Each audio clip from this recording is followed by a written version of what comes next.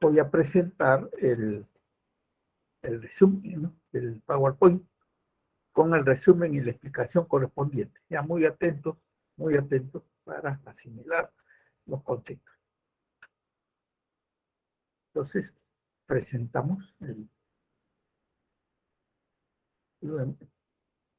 lo ponemos ahí, amplia pantalla, para que lo vea mejor. Y ya, ahora sí. Semana 4. ¿Qué tema vamos a tocar esta semana? Lo que es el mercado. Todo en relación al mercado. Pero hay que repasar rápidamente que el mercado corresponde a la fase 2 del proceso, ¿no? O sea, distribución. La fase 1, como hemos explicado, y hemos la clase anterior hablado de trabajo, ¿no? Factor trabajo, recursos naturales, ¿no? La empresa ha, ha producido esos bienes y servicios diversos en la fase 1 de la producción. Al combinar factores, recursos, insumos, produce bienes y servicios. Empresas, industria, manufactura, pues la clase de manufactura, los propios agricultores son productores agrarios, también producen y llevan al mercado sus productos, ¿no? Son trasladados inmediatamente a los mercados. Ya, entonces, ese traslado de los bienes y servicios a los mercados ya corresponde a la siguiente fase, de la circulación. ¿Qué circula en los mercados?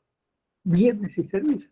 ¿Qué más se necesita? Dinero para llevar a cabo la transacción económica, ¿no? Entonces, ya vamos a empezar a explicar la segunda fase del proceso, que es circulación, ¿ya? El mercado.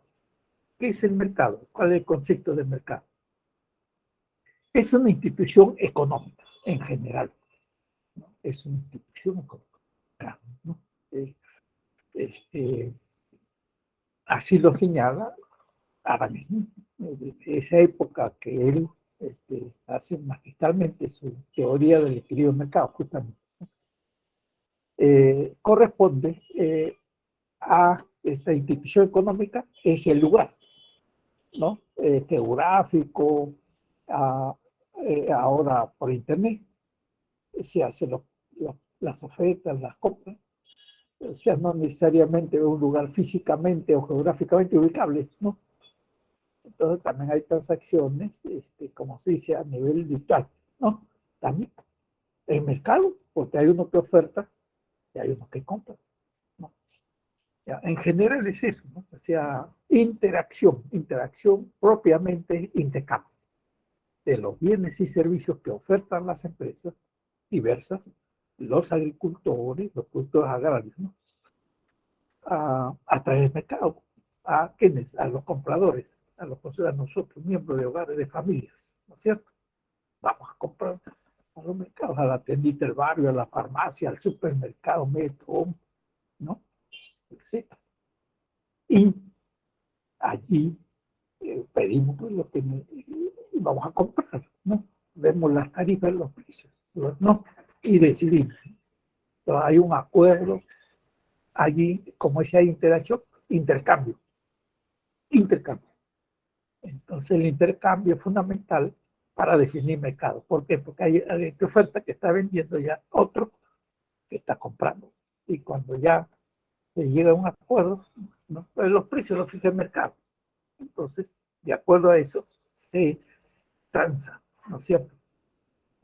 Los bienes y servicios. El mercado fija el precio de que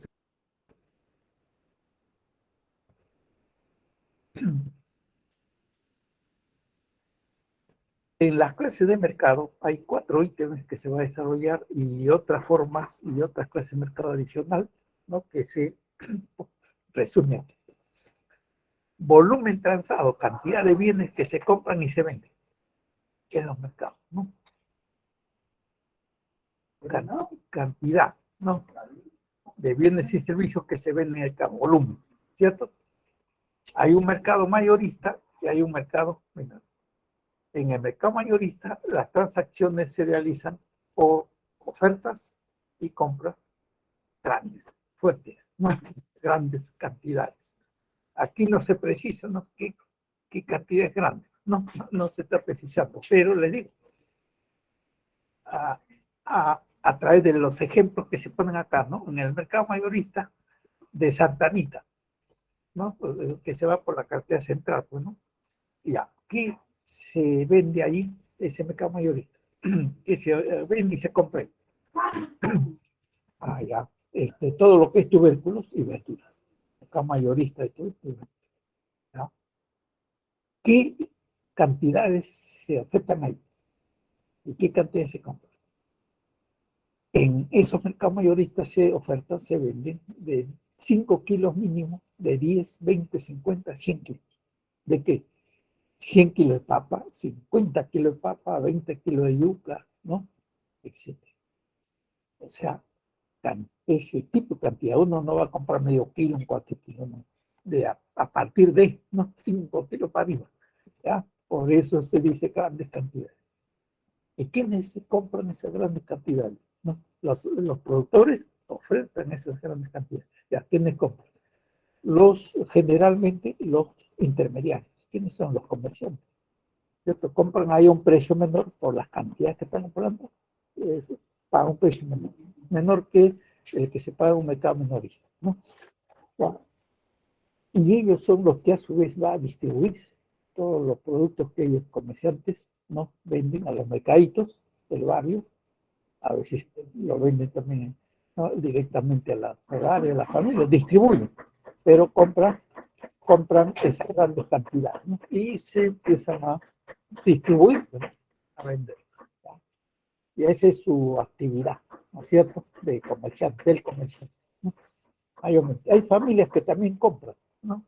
Pero no para el día, sino compran para la semana, para 15 días, para el mes algunos. Y entonces para comprar para la semana, para la quincena, tiene que va de 5 días para arriba, ¿no? Y se ahorran porque están pagando menos. Ya en la casa ven cómo lo almacenan, ¿no? En el refrigerador, aquello que se puede malograr, etc. ¿Ya? Pero eso es, ¿ya? Mercado mayorista. Y hay pesquero igual, hay de frutas, ¿no? Igual, de huevos, jabas, ¿no? Cajas de huevos, jabas, ¿sí? ¿No? Y ahí va 5, 10, 20. Entonces eso es el mercado mayorista. En cambio, el mercado minorista, las compras, las transacciones, ¿no? Compras y ventas se realizan por muy pequeñas cantidades. ¿Cuánto muy pequeñas cantidades? Uno va a la tienda del barrio y puede comprar 100 gramos de mantequilla, ¿no? Un cuarto de azúcar, ¿no? Y también los supermercados, también venden por unidades, ¿cierto? Al peso, ¿no? Gramos, ¿ya? Entonces, pero el precio, el mercado minorista es mayor al que se da en el mercado minorista, ¿cierto? Porque ya es la distribución a los consumidores y también a los miembros de hogares, ¿no? A nosotros. Y ese precio es precio minorista en todo caso, ¿no? Entonces, se pone otros ejemplos, la librería, los bazares, la farmacia, ¿no? Que están cerca de nuestras casas, son ejemplos de mercado minorista. Uno los compra ahí por unidades, pequeñas cantidades, ¿no? ¿Ya? Entonces, esa es la diferencia. Volumen. ¿Ya? Segundo ítem de clase de mercado, según acceso a los bienes, ¿no? Que se compran o se venden en los mercados. Hay dos tipos, dos clases también, el mercado abierto y el mercado cerrado. ¿Qué es un mercado abierto? De acuerdo al ítem, ¿no? Al acceso. Es un mercado que está disponible, ¿no es cierto? Que está, no hay restricciones, como se pone en el resumen, hay que subrayarlo, no hay restricciones para que alguien que quiera ofertar sus bienes, ¿no es cierto? O dar sus servicios, lo haga. No hay, ¿no? Y lo propio, también compradores. Si quieren comprar algo, no hay ninguna restricción, cualquiera lo puede hacer. ¿Ya? Por eso es que se define esta clase de mercado como abierto. Ejemplo de esto son todos los mercaditos, ¿no? Que de mercado central, mercados de los distritos, de abastos, ¿no? Los mercados de frutas, etc. ¿no? Ya, entonces eso es el mercado. Ahora, el mercado cerrado, en la oferta o la demanda de esos bienes que se ofertan en un mercado y demandan en un mercado cerrado, sí presenta, como dice ahí, sí presenta restricciones. Es decir, eh, no cualquiera, ¿no es cierto?, no puede hacer la transacción, comprar o vender algo. ¿No? En el ejemplo, para explicarlo, de la bolsa de valores de Lima, ¿qué se oferta en ese mercado? Que se pone como ejemplo un cáncer, ¿qué se oferta en la bolsa de valores? Se oferta y demanda bonos corporativos que las empresas privadas colocan ahí en ese mercado, o acciones, ¿no es cierto? Y lo mismo el gobierno. El gobierno también oferta bonos soberanos para equilibrar su déficit fiscal, ¿no? ¿Ya?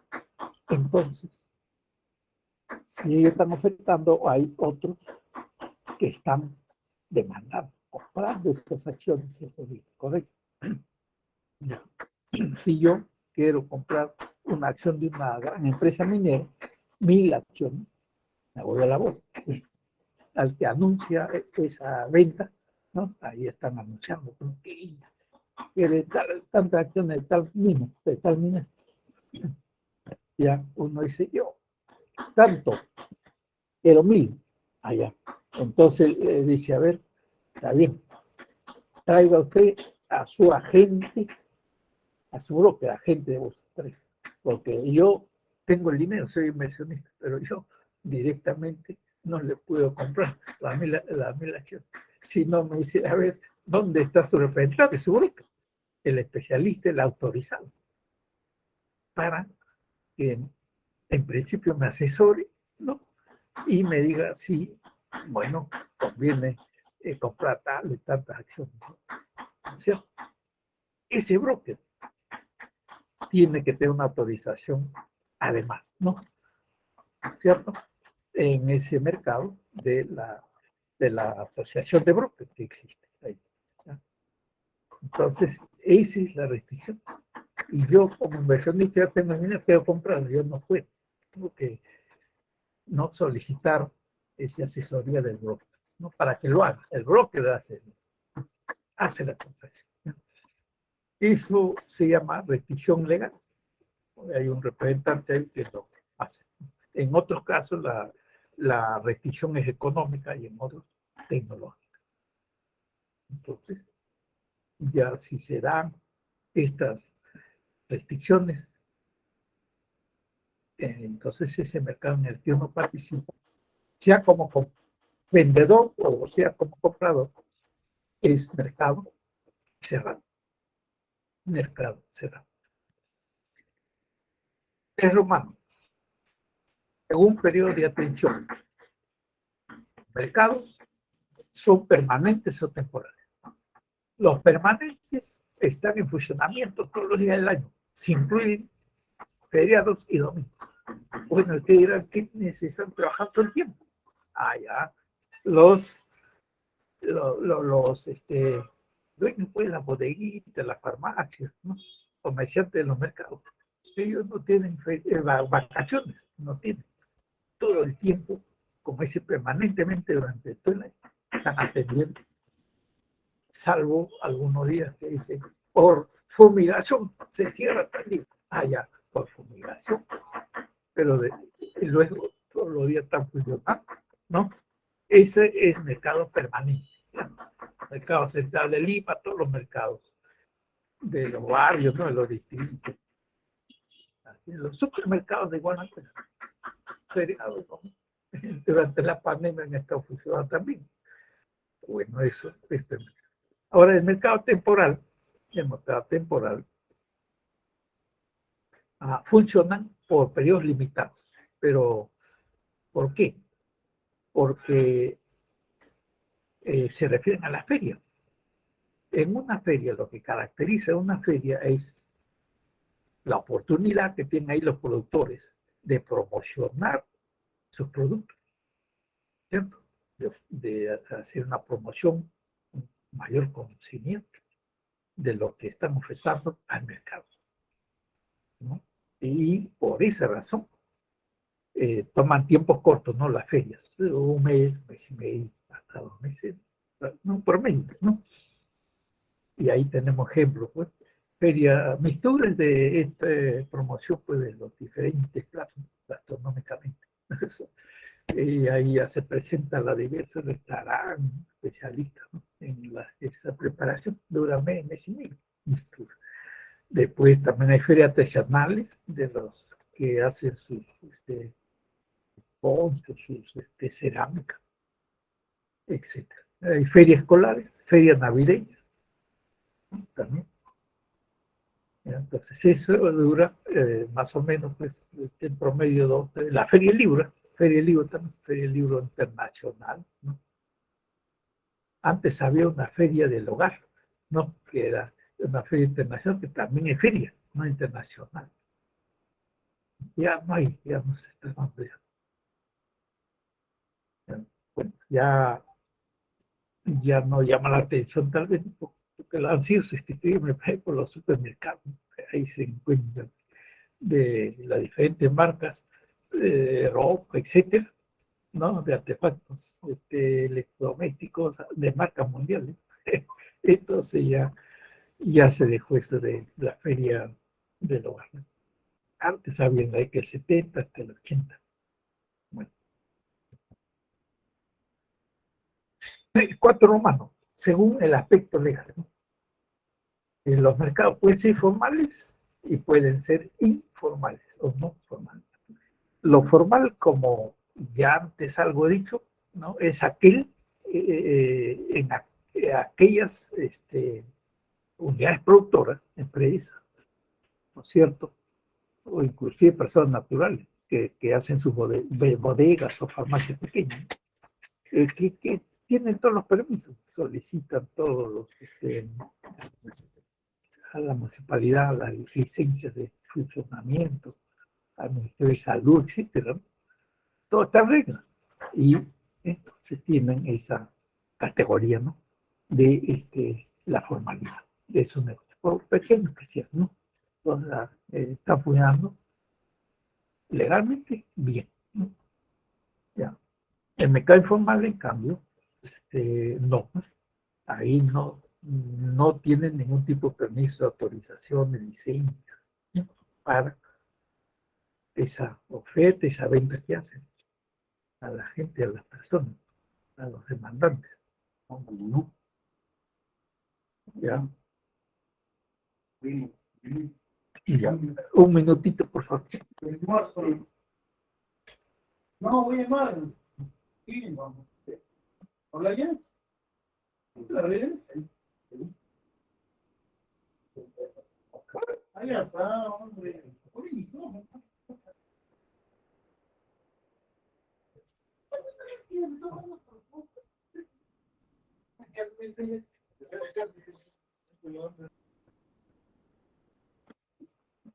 Ya, disculpen. Voy a conectar.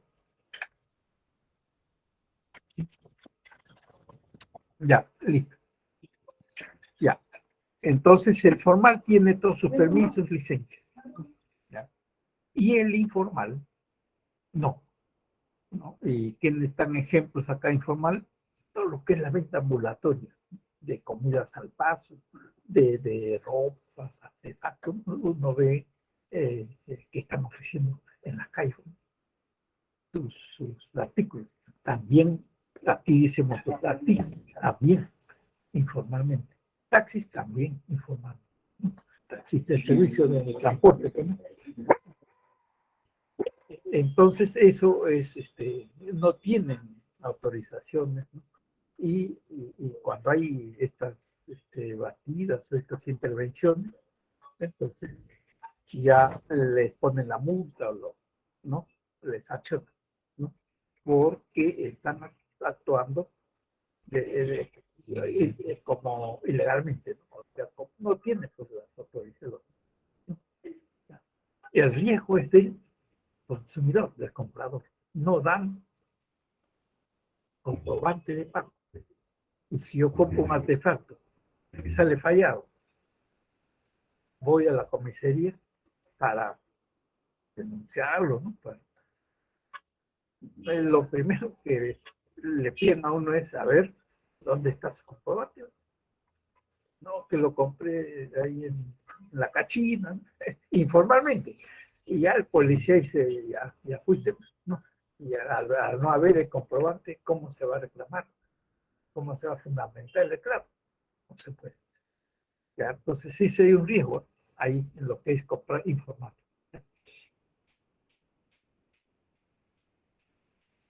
Mercado ilegal y mercado negro.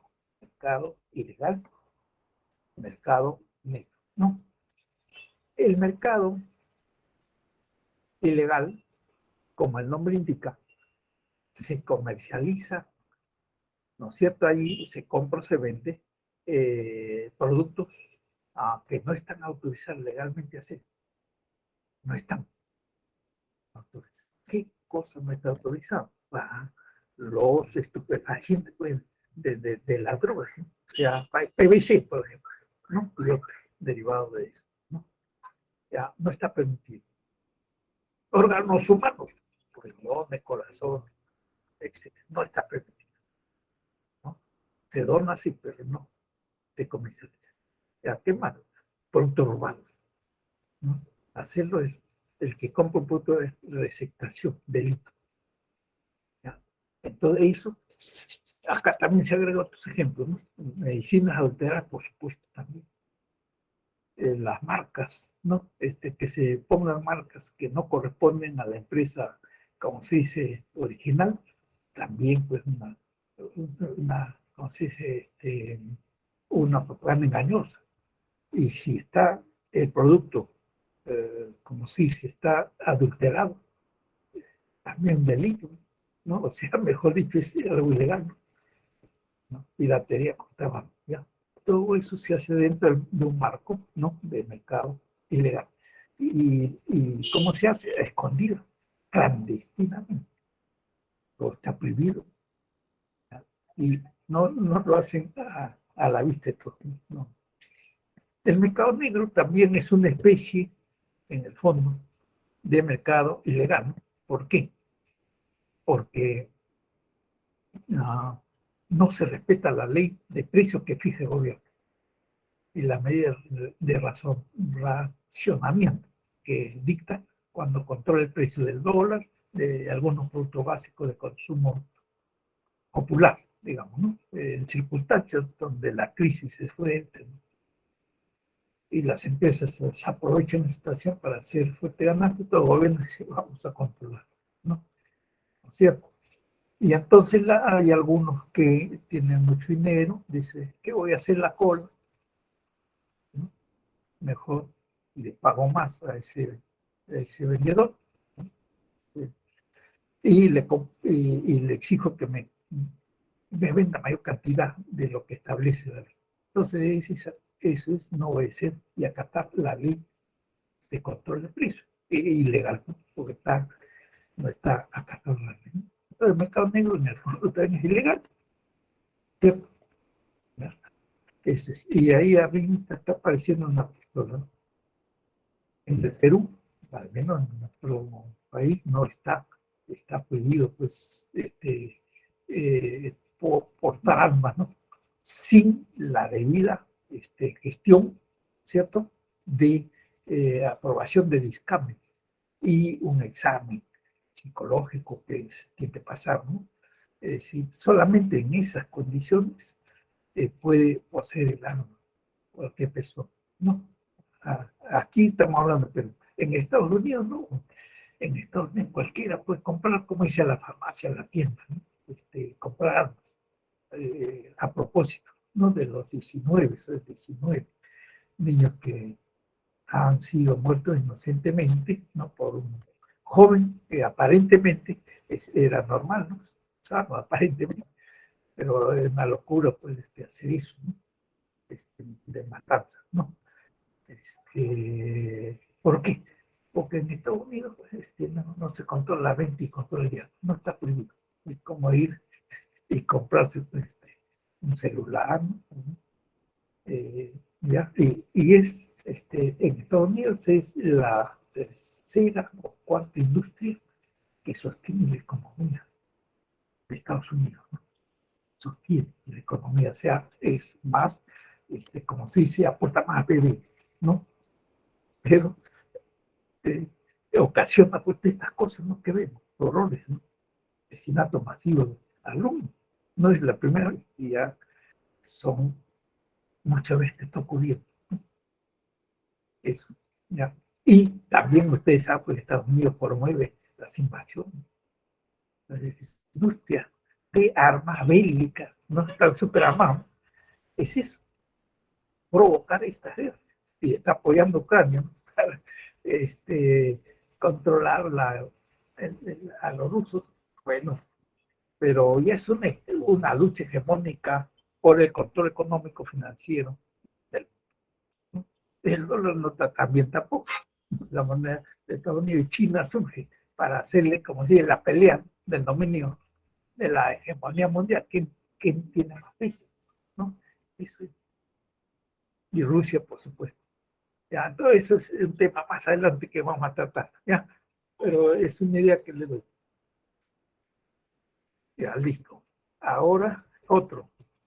Falla del mercado. El mercado no soluciona todo.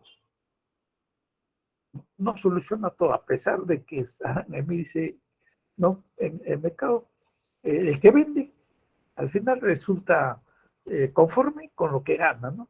¿No? Después de su inversión. El que compra, también, ¿no? ¿Por qué? Porque al haber competencia, los precios no son tan elevados, ¿no? Y pagan lo que hay que pagar, ¿no? Normalmente, ¿cierto? Y eso implica en el sustento de la economía mayor bienestar para la sociedad, ¿no? Si los intereses de productores, consumidores a través del mercado, ¿no? Se concretizan para bien de todos, ¿ya? Pero sin embargo, el mercado no lo está resolviendo todo. Teóricamente sí, pero hay sitios o hay actividades que tienen, como dice el nombre, falla. Nunca, no, no hay, no, como si es ganancia de alguna actividad para el empresario privado. Entonces, ¿quién lo sustituye en esos casos? O en otros casos que una empresa ocasiona daños a otras personas, ¿no? Hablamos de externalidad negativa, ¿cierto? Entonces el mercado está, ¿no? Con cierta falla, ¿no? Cierta falla. ¿Y qué es falla de mercado? Una asignación de bienes que no es eficiente, ¿no? Que el mercado no eh, se muestra eficiente. El mercado no es eficiente, debido a que suministra más o menos cantidad de lo que sería necesario, o que el costo social de algo es superior al costo económico. Sí, no, el daño es mayor, ¿cierto? Al costo económico que enfrenta la empresa. Pero cuando es externalidad negativa es así. Cuando es externalidad positiva, ¿no? Es al revés. El costo social es menor que el costo económico, ¿no? Se hace, digamos, un alivio para las personas si hay una externalidad positiva, ¿no? Hoy vamos a explicar esto luego. Competencia imperfecta, los monopolios, los oligopolios. Ahí no se respeta el precio que fija el mercado, por ejemplo, ¿no? A favor de mayores ingresos de monopolios y oligopolios. Monopsonios, oligopsonios, ¿no? ¿Ya?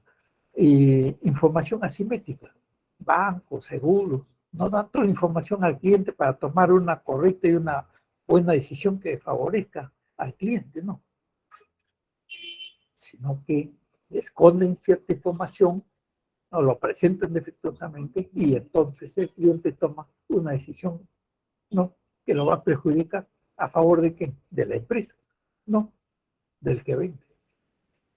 ¿Ya? Y el bien público es un bien que cualquiera, digamos, puede disfrutar. ¿Ya? Bien público.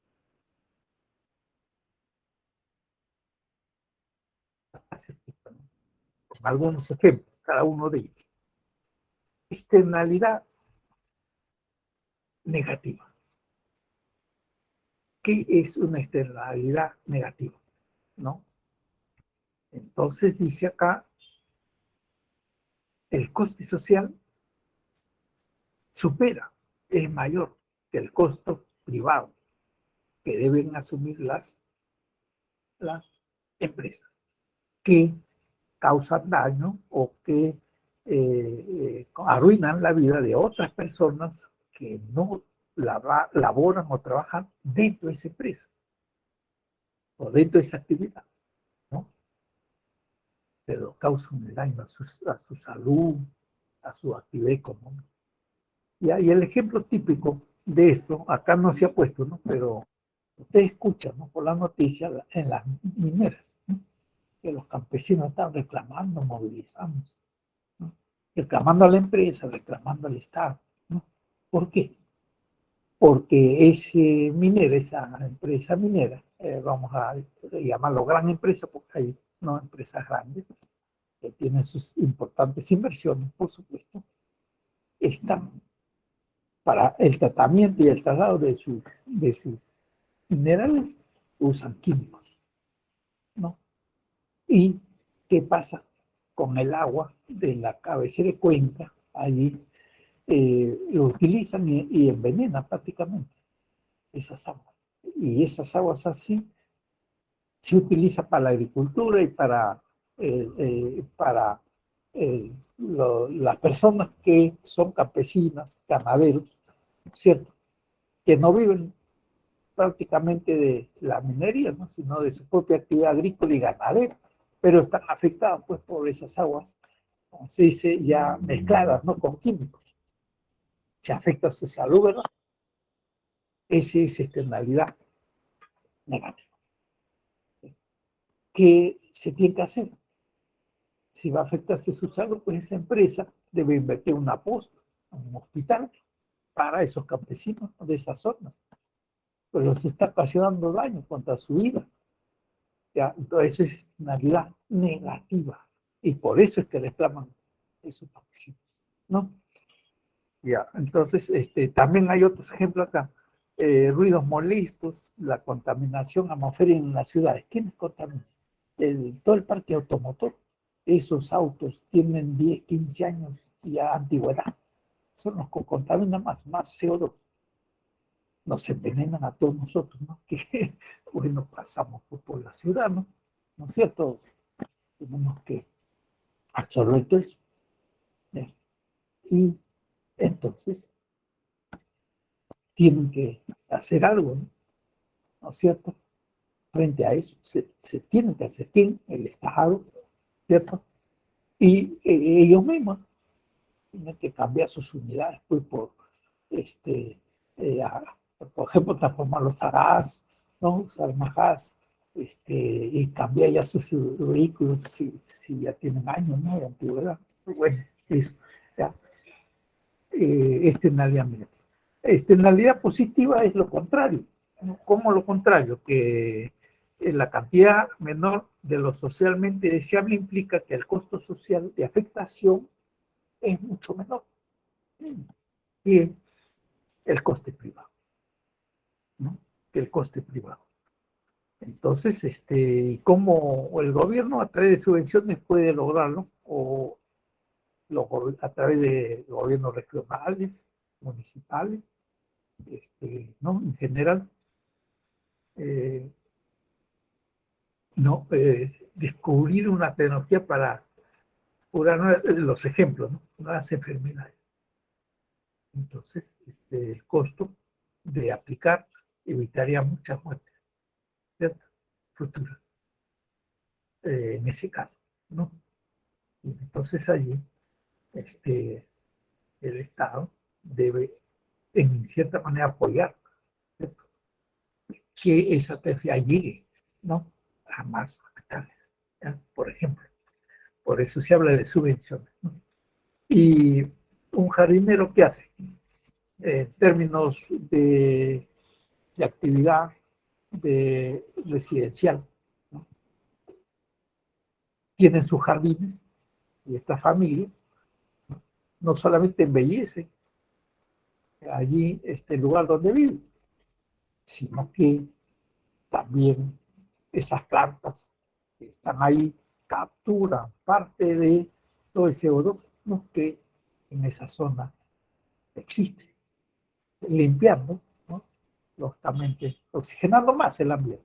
Eso es una externalidad positiva. Si eso se hace a una escala mayor por parte de un programa de la Municipalidad de Lima, que debe arborizar, por ejemplo, la avenida Universitaria, ¿no?, o toda la Tupamaro, con árboles frondosos.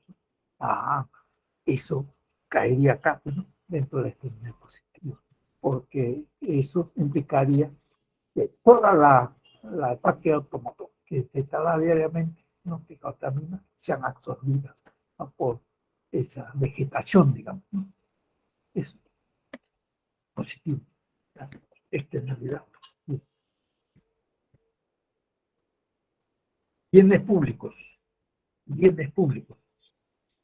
Y a diferencia del bien privado, del bien económico que producen las empresas, no, uno va al mercado y lo compra y ya es de uno, ya no lo comparte con otro. Correcto, ese es el bien económico, el bien que producen las empresas, los agricultores, ¿no?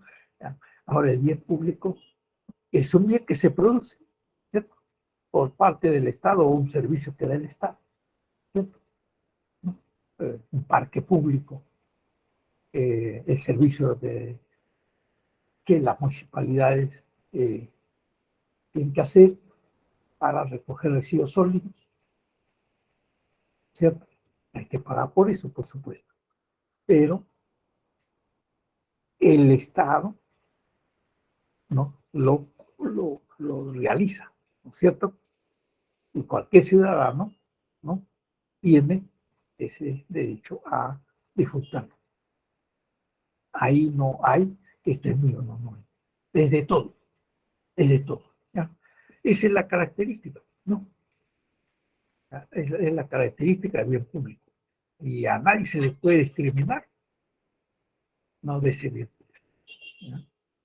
Por eso dicen, no hay rivalidad, no son rivales, no rivales. Beneficia a todos. Una señal de banda ancha de internet o de radio, ¿no?, en zonas del interior del país, ¿no?, para que llegue y disfruten, pues, los niños de esos sitios para sus clases, ¿no? ¿Cierto? Y acá en la misma ciudad de igual modo, ¿no? Todo. Pero ¿quién cubre eso? El Estado, pues lo brinda, ¿no?, hacia todos, ¿no? No rival. No excluibles, no es posible impedir que lo utilicen los que no pagan, los que no dan una contribución, no pagan a tiempo sus tributos, pues igual lo disfrutan y lo utilizan, ¿no? Un espacio de parque público, la Biblioteca Nacional, ¿no? Todo lo que es bien público, no se les impide que no lo usen, aun cuando deba o no haya contribuido, no haya pagado, ¿no? ¿Ya? Ese consumidor para que no paga la ley, un año, 2 años, 5 años. Igual el carro pasa todos los días por su casa y recoge, pues, ¿no? Eso recibe sólido. Ahí se llama consumidor parásito, ¿no? Parásito. Pero después, ojo, que después la municipalidad inicia un proceso de embargo, ¿no? Tiene que pagar, ¿no? Finalmente, información asimétrica, ¿no? Información asimétrica. Bueno, el concepto de asimétrico es que no hay igual, como se dice, información de un lado y de otro. No hay. Una de las partes, entonces, disfruta o tiene mayor información que la otra parte. Generalmente, quienes tienen mayor información, mayor conocimiento de un bien que se oferta, o de un servicio que se da la empresa, el banco, la empresa de seguro, ¿no? Ya, ellos. Y no se la dan toda la información al cliente. De tal manera que el cliente toma una opción que no lo va a favorecer, más va a favorecer a la empresa, ese banco. Eso es lo que en el fondo significa información asimétrica. Mayor información que tiene la empresa, el banco, ¿no? Y el cliente no lo posee. Entonces, es el menos informado es el cliente, ¿no? Ahí está como característica, ¿no? Menos informado, ¿ya? ¿Puede tener efectos considerables sobre el funcionamiento de los mercados? Por supuesto, ¿no? De afectación a el cliente, pues que ya tomó una cobertura de seguro por accidente, ¿no? Y no tener toda la información, entonces ahí esa empresa se va a beneficiar porque no le va a coberturar todo el daño que se ha ocasionado, ¿no? A través de eso. Por ejemplo, él ya lo firmó en el contrato, pues no está tales aspectos, ¿no? Que debe cubrir la empresa. Entonces, ese fondo, ¿no? Va a favorecer más a esa empresa aseguradora, ¿ya? Por ejemplo, bueno, acá hay otro ejemplo, vender un auto usado, ustedes saben que hay, sería otra clasificación de mercados que aquí no se ha considerado, pero existe en la práctica. ¿Cuál es? Mercados de segunda y de tercera uso, ¿no es cierto? Reciclajes también hay, ¿no? Pero de segundo y tercer uso, ¿no? Alguien que ya quiere vender su auto, ¿no? Ya recorrió tanto kilómetros, ya lo quiere vender, pero dice, ese auto usado puede tener alguna falla, ¿no? Que solamente ese dueño del auto sabe cuál es, ¿ya? Pero no se la va a decir al que lo va a comprar. Salvo que el que va a comprar ese auto, ¿no es cierto?, usado, con falla, vaya, él mismo conozca de mecánica y detecte, o vaya precavidamente con su mecánico, ya, y detecta. Y, y si es eso, ya, entonces el precio todavía es baja, ¿no? Pero si no lo detecta, para, ¿no? Lo que le pide el que vende, ¿no es cierto? Entonces ahí está, ¿no? Otro ejemplo, ¿ya? Muy bien. Y ahora esta última parte, ¿no es cierto? Es ya los modelos teóricos de competencia perfecta y de competencia imperfecta, ¿no? Con esto terminamos.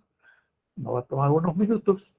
Respecto al modelo, ¿no? Porque así se llama en microeconomía, y acá nosotros hacemos un curso, como dice, de economía general a nivel pre, ¿no es cierto? Ya hablamos también de este modelo, ¿no? De competencia perfecta, ¿no? El fundamento teórico de esto se debe a Dan Smith, que ya siempre me refiero a él porque él fue el que fundamenta bien, ¿cierto? Este modelo de manera teórica, ¿no? De forma teórica. ¿Qué es el modelo de competencia? Es aquel modelo donde el precio que fija el mercado es el precio equilibrado de aquel bien, de aquel servicio que justamente no se analiza, se estudia, ¿cierto? Eh, en un mercado particular, ¿no? Por eso hablamos de microeconomía, ¿no? Entonces, la ley de oferta y demanda, como decía acá, establece esos ajustes para encontrar y llegar a ese punto, ¿no? Que se llama precio equilibrio y que por deducción de las ecuaciones lineales, ¿no? En el caso de oferta y demanda lineal, nos llevan a determinar que también hay cantidades ofertadas y demandantes en equilibrio. Esa campana de Gauss, ¿no? Ese cruce, ese punto de intersección, es el precio que equilibra el mercado y que está a disposición de todos. ¿Ya? Y por esa razón, cuando uno compra en los mercados, tiene que preguntar por ese precio. que se llama precio aceptable. ¿Por qué? Porque lo acepta el comprador consumidor y el productor, el que vende también, ¿no es cierto? También. ¿Por qué? Porque si dice yo le pido un precio mayor y ese comprador sabe cuál es el precio de competencia, ya, chao, ¿no? Ya no te compro, no, pues ya está informado. ¿Quién le informó? En ese momento, el mercado. Correcto, ¿ya? Entonces, eso es en términos prácticos. Precio que equilibra en ese momento, en ese periodo, ¿no? En ese tiempo, esas dos fuerzas. Tanto ofertantes, tanto demandantes, ¿no? Adicionando el dólar, en la mañana puede estar más alto. Por la tarde puede bajar la cotización de precios respecto al sol. ¿Por qué? Si es un precio más alto, porque han salido dólares del país, ¿no? Hay menos dólares, pues su precio sube, menos oferta. Y si por la tarde entra un montón de dólares, ¿no? Ya, entonces la demanda es mayor y los precios empiezan nuevamente a bajar, ¿no? Sube, bueno, ¿ya?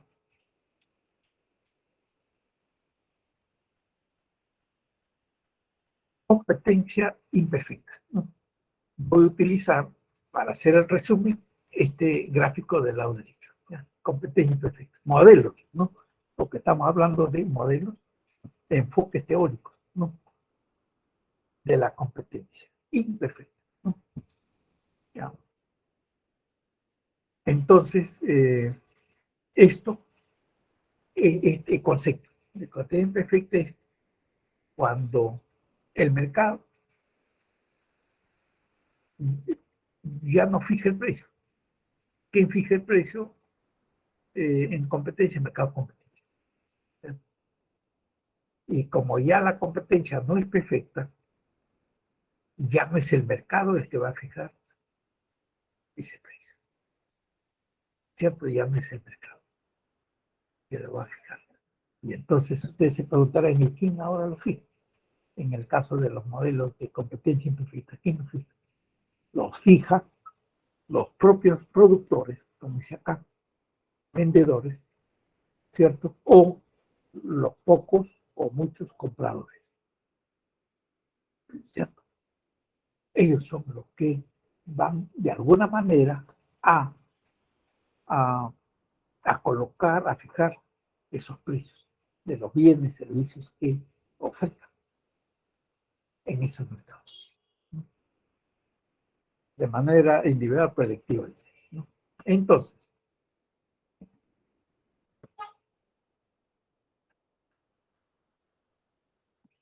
¿qué vamos a tener?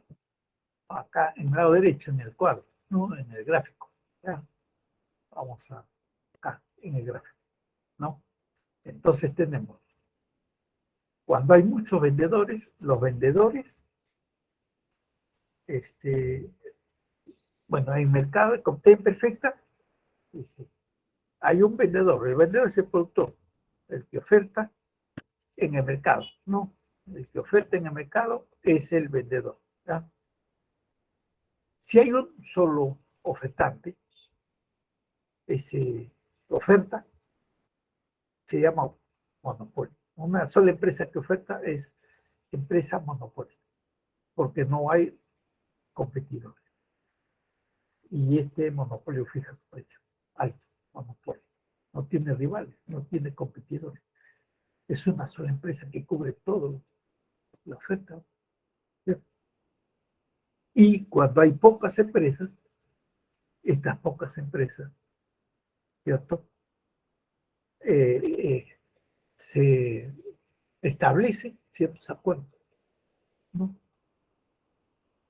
Que se llaman acuerdos oligopólicos. Y en conjunto también fijan los precios de estas empresas, ¿no es cierto? De los productos que estas empresas ofertan al mercado, ¿no es cierto? Y entonces ellos son los que fijan, pues ya no es el mercado.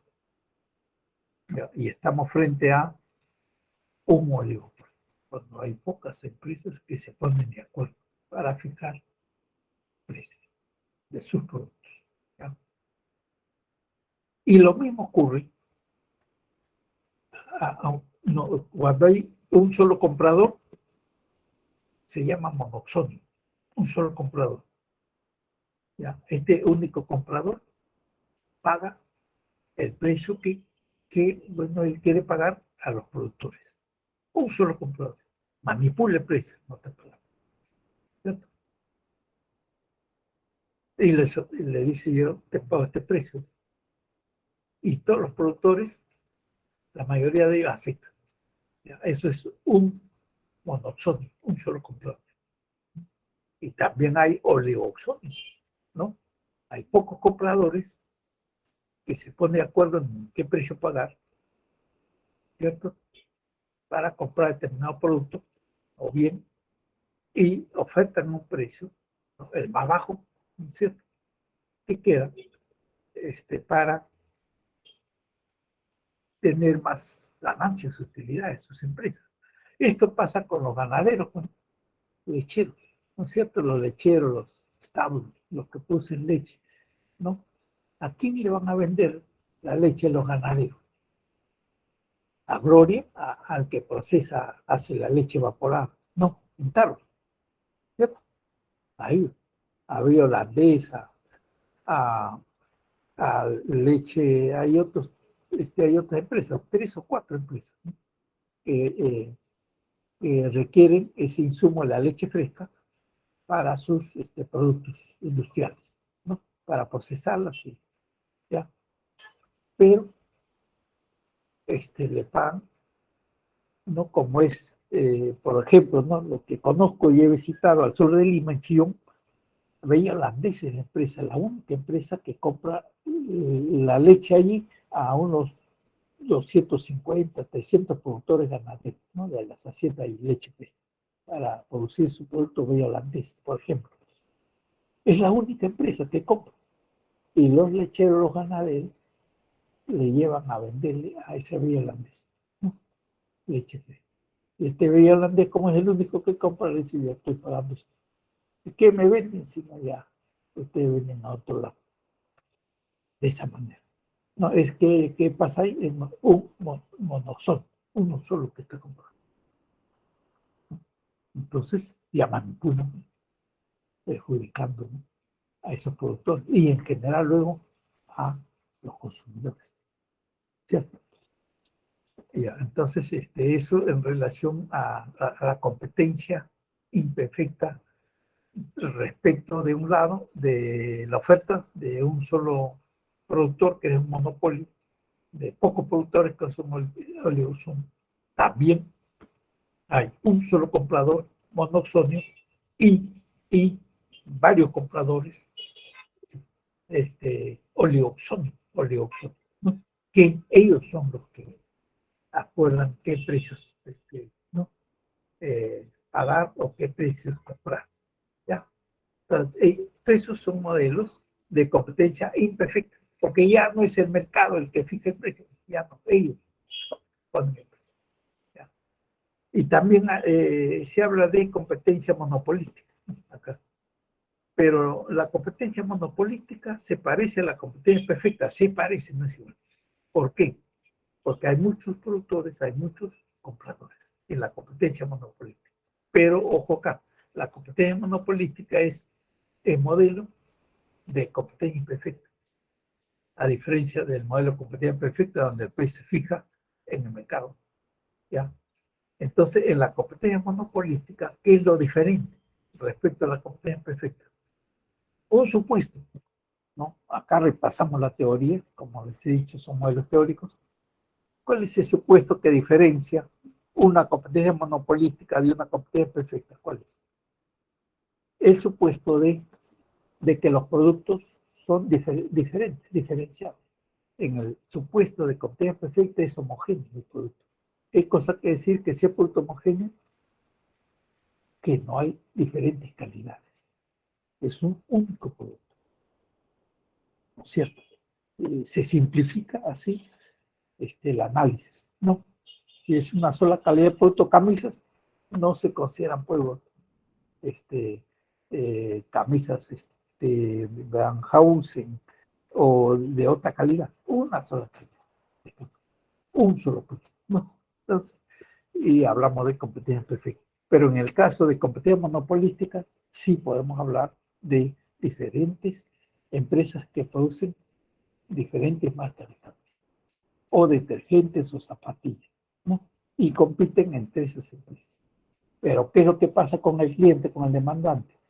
Uno se identifica con el producto, ¿no? Y no se aparta de ese producto, es fiel, sigue. En detergentes, en zapatillas, etc. Sí es fiel a esa calidad, a esa marca. Y entonces se establece una relación cuasi monopolio, ¿no?, entre esa empresa y su grupo de demandantes potenciales, fieles hasta cierto momento, por supuesto, ¿no?, con esa marca. Eso es lo que se llama competencia monopólica, porque ahí van a competir, ¿no?, una serie de empresas, ¿no es cierto?, con otras, ¿no? ¿Cierto? ¿Ya? Entonces eso, pero la competencia monopolística es parte de la competencia implícita. Entonces el supuesto ahí es claro, ¿no? El producto ya es diferente. Listo. En la competencia perfecta del producto, que pasa el producto homogéneo, un solo precio, una sola calidad. No hay diferenciación. Eso es. ¿Ya? Entonces eso es una pregunta, ojo acá, es una pregunta muy teórica, ¿no es cierto? Tienen que tener un razonamiento ahí del significado de ese supuesto. No supuesto homogeneidad, ya. Es una sola calidad de producto, no hay diferentes. Un precio de ese producto, nada más. No se reconoce otras calidades. Eso se ve en la competencia monopólica, ¿cierto? Entonces ahí diferencia. El supuesto de diferenciación del producto es en la competencia monopólica y de homogeneidad es en la competencia perfecta. Muy bien. Y a todos les he hecho el resumen, ¿no?, de lo que significa estas diferentes estructuras de la competencia imperfecta, ¿no? Ya, entonces, con eso creo que terminamos la exposición de los temas de la semana, pero aquí, ¿no?, todo lo que he planteado, algunos ejemplos, están acá. Otros ejemplos, mejor dicho, yo he puesto uno, ¿no? Acá hay otros ejemplos, ¿no? Acá se habla de monopolio y se explica un poco más de lo que es monopolio. Un solo producto, ¿no? ¿Ya? Y a ustedes lo van revisando, por supuesto, el material de la práctica se le entrega, y ustedes preguntan al profesor echar alguna otra duda, ¿no?, respecto a esto, ¿no? Acá ya se desarrolla monopolio legal cuando hay una autorización, una ley que los ampara, ¿no? Las patentes, escribir un libro, una canción, o ganar un contrato de concesión, nos da la facultad legal para justamente desarrollar ese control, no de ese bien. A cualquiera lo podemos vender, ¿no? Pero ya ahí estamos en calidad de monopolio. No va a venir otro y utilizar esa patente, porque eso es, digamos, tiene ese carácter, ¿no? ¿Ya? Después hay monopolio natural, ¿no?, bilateral, uno que compra, uno que vende, una empresa que fabrica armas y lo vende a otro gobierno, a otro estado, ¿no? ¿No? De concentración, cártel, y los oligopolios, cártel, ¿no? Y los monopolios de concentración, trans y holding, trans y holding, que se tiene el control de toda una línea de producción, toda una industria. En el caso del trans, de cualquier industria, ¿no?, es una empresa que controla y ha comprado las acciones y activos de las otras empresas, ¿correcto? Ese es el caso de la cerveza, ¿no?, AMBI, ¿no?, empresa de capital israelí y colombiana. Compró primero el 16% de Ventín, que tenía peruanos, que tenía control de Cristal, ¿no?, en la RUL, ¿no? Aquí en el Perú. Ya lo compró eso y compró a las otras empresas y formó su AMBI. Ya controla ahora la producción cerveza en el Perú. Y el holding hace lo mismo, pero a Perú, ¿no? Grupo económico, bueno, invierte en cualquier sector. tiene el control vertical desde la producción, ¿cierto? Distribución, financiamiento, etc. Son dueños de todas esas cadenas, digamos, de control de la producción, ¿no? Son 15 grupos en el Perú. 15 grupos. Hasta el oligopolio, que también la competencia monopolística y el resumen, ¿no? Las claves, 1A, 2D, 3A, 4B, 5C, 6A, 7A, 8D, 9C, 10. ¿Alguna duda al respecto? Ya le consultan al profesor. Gracias y buenas tardes con todos.